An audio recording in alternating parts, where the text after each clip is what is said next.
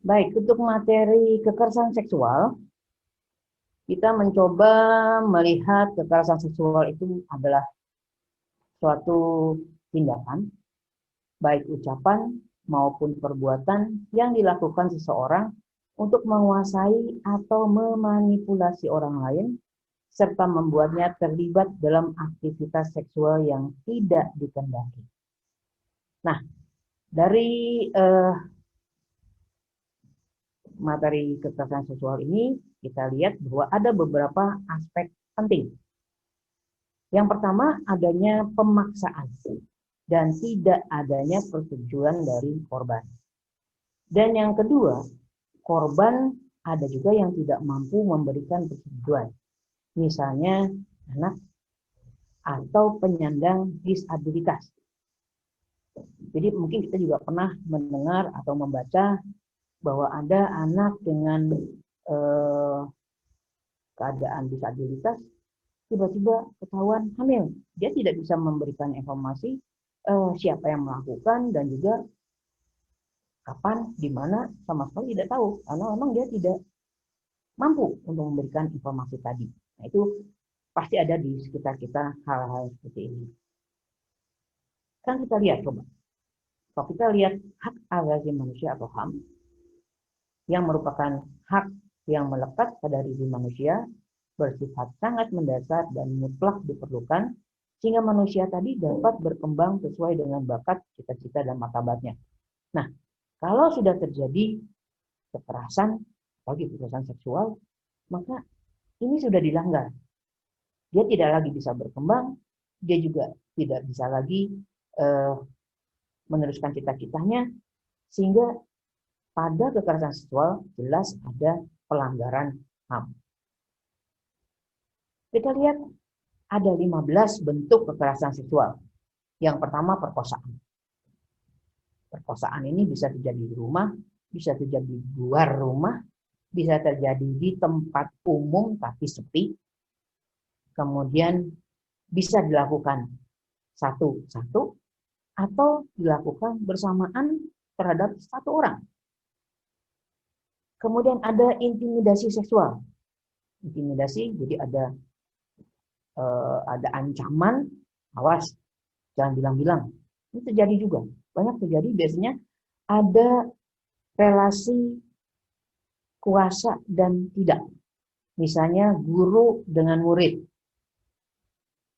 paman dengan ponaan. Jadi ada relasi yang tidak seimbang, gitu ya. Kemudian pelecehan seksual. Pelecehan seksual ini bisa terjadi di rumah, bisa terjadi di tempat umum, bisa terjadi di kantor. Contohnya pelecehan seksual seperti apa? Misalnya di tempat umum. Pada saat kita berdesakan, kadang-kala ada di belakang kita orang yang desek-desek, jendel-jendel, gesek-gesek. Itu pasti ada. Ada orang-orang yang punya kelainan dan melakukan itu di tempat umum. Ya. Kemudian eksploitasi seksual. Nah, eksploitasi seksual ini mirip-mirip dengan perdagangan perempuan untuk tujuan seksual. Bisa juga dengan orang menawarkan istrinya pada orang lain untuk mendapatkan uang. Bisa menawarkan anaknya untuk dijadikan prostitut atau menjadikan prostitusi terpaksa sehingga bisa mendapatkan uang, gitu ya. Perbudakan seksual, kita tahu dulu zaman Jepang ya, bahwa ada perempuan-perempuan Indonesia yang dijadikan budak seks dari para tentara. Saat ini masih ada, entah dia tidak terekspos di media massa. Kemudian pemaksaan perkawinan, banyak orang dipaksa ya, juga untuk apa namanya, untuk kebutuhan atau kepentingan uang ya. Kemudian pemaksaan kehamilan, istrinya nggak mau paksa untuk hamil, juga suatu kekerasan seksual ya, walaupun ada di dalam rumah tangga.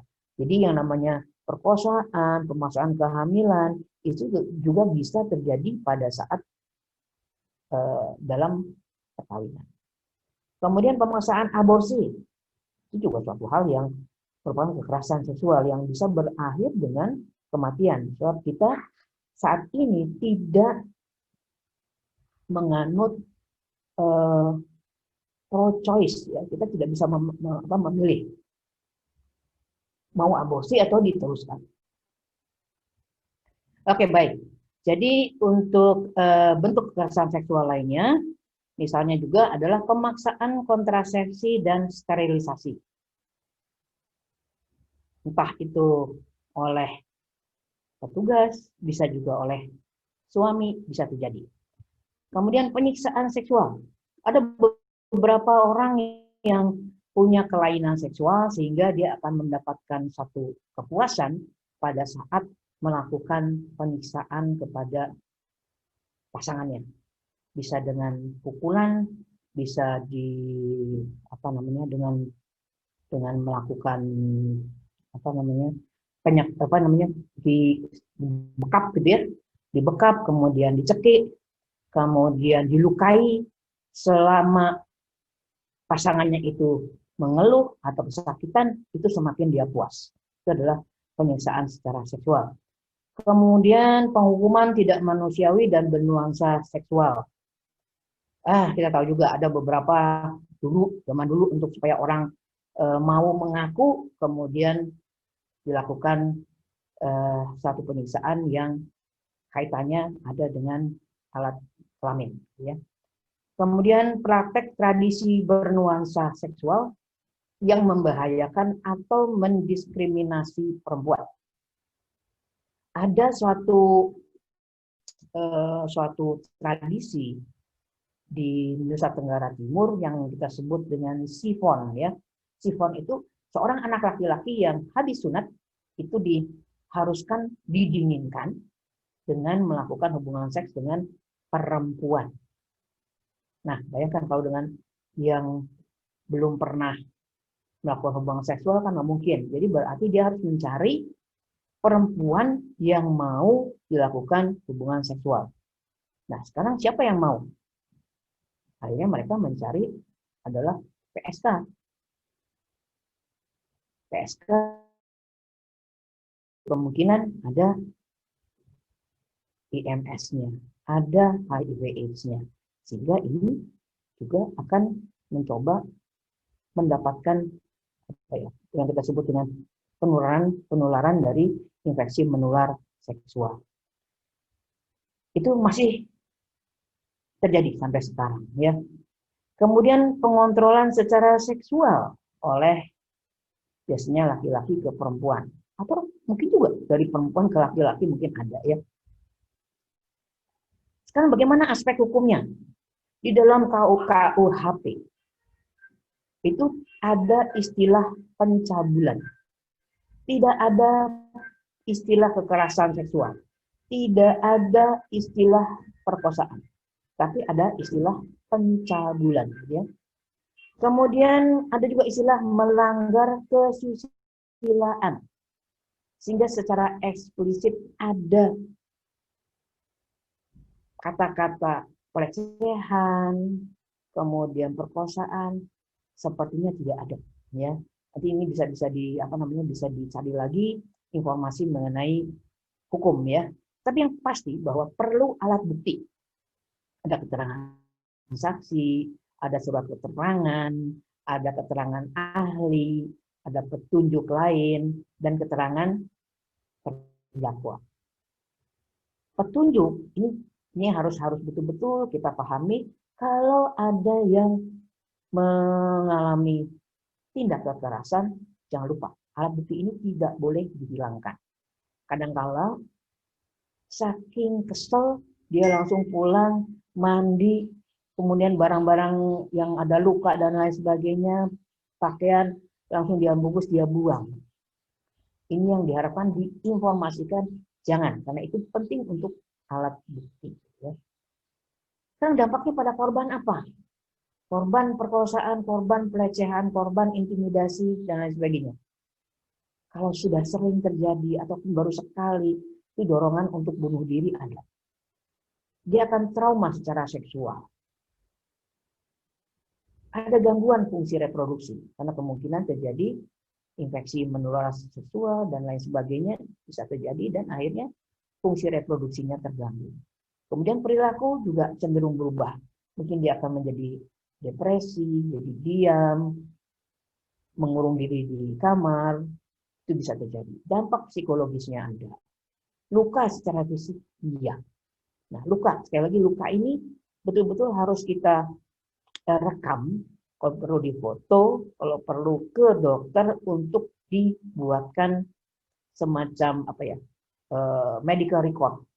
Medical record ini penting sehingga si dokter bisa membuatkan visum kalau ada permintaan polisi. Kalau tidak ada permintaan polisi, itu tidak bisa keluar, apalagi secara tertulis ya. Tapi direkam oleh dokternya, ditulis, ada luka di mana-mana saja, ada memar di mana, nah itu ditulis. Sehingga nanti kalau ada laporan ke polisi, itu bisa dijadikan bukti. Kemudian stigma dari masyarakat, ya bagi orang yang sudah diperkosa atau dan lain sebagainya, itu kadang-kadang masyarakat kita membuat stigma. Ya, stigma itu adalah label negatif. Oh, orang ini jelek, oh, orang ini ya sudah pakainya sih pakai pakaian minim terus, pakaian seksi sehingga dia wajar kalau diperkosa. Itu yang biasanya ada di masyarakat. Kemudian juga bisa terjadi kehamilan yang tidak diinginkan. Nah, sekarang bagi seorang perempuan, apa yang harus dilakukan untuk menghindari dari kekerasan seksual? Yang pertama, selalu bersikap waspada, terutama di kendaraan umum. Ya. Kemudian melakukan perlawanan, jangan malu untuk berteriak. Ya. Kemudian waspada pada orang yang tidak dikenal, dan tanda kutip orang yang dikenal juga. Kadang-kadang ya mereka juga yang membuat perasaan tidak nyaman dan juga membuat kekerasan pada seorang perempuan. Kemudian bekali diri misalnya dengan kemampuan bela diri dan spray cabai. Ada nggak ya di sini ya spray cabai ya? Kayaknya ada deh. Kemudian belajar dari kasus yang ada. Jadi ada saja kasus-kasus yang ada di media massa dan itu kita harus waspada kalau ada kejadian kekerasan seksual di kendaraan umum dan lain sebagainya. Kita harus waspada itu. Dan jika pelaku laki-laki, jangan lupa pukul kelaminnya ya. Karena kalau testisnya kena itu wah luar biasa. Dia akan pasti kapok. Tapi jangan ini bahwa kekerasan seksual ini bisa terjadi oleh perempuan ke laki-laki, dari laki-laki ke perempuan, dari perempuan ke perempuan, dari laki-laki ke laki-laki. Di semua bisa terjadi. Nah, tadi untuk mencegah ya. Sekarang kalau kita sudah terjadi, yang pertama jangan nyalakan diri sendiri. Jangan langsung membersihkan anggota badan. Nah, kalau perlu, kalau bisa lagi langsung mencari pertolongan medis dan juga pertolongan bagi pihak yang berwajib ya. Kemudian kumpulkan barang-barang yang bisa dijadikan bukti, baik itu baju kita, celana dalam dan lain sebagainya.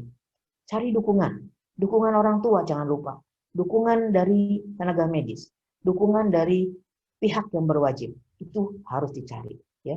Jadi jangan lupa untuk datang ke layanan kesehatan dan layanan kekerasan seksual biasanya ada di kepolisian ya. Jangan lupa lapor ke pihak berwajib karena kalau sudah berhari-hari buktinya susah. Karena mencari barang bukti ini perlu. Kalau perlu ada saksi, tapi susah mencari saksi perkosaan, mencari saksi untuk pelecehan itu sangat sulit. Jadi paling tidak barang-barang yang kita punya bisa dijadikan alat bukti. Nah, kita bagaimana mendukung pada korban? Kalau ada yang bercerita, dengarkan.